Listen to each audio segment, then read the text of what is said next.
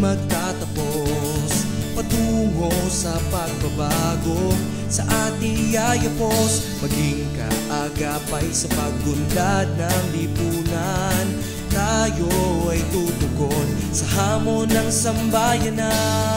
Sa ating mga kamay, patuloy na nakasalalay ating mga pangarap para sa ating hinaharap.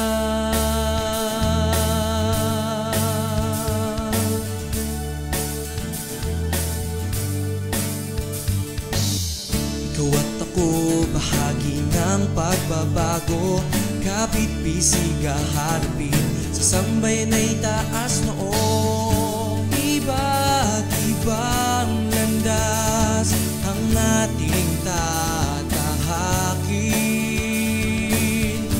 ngunit ang pagunlad ang ating adhikain.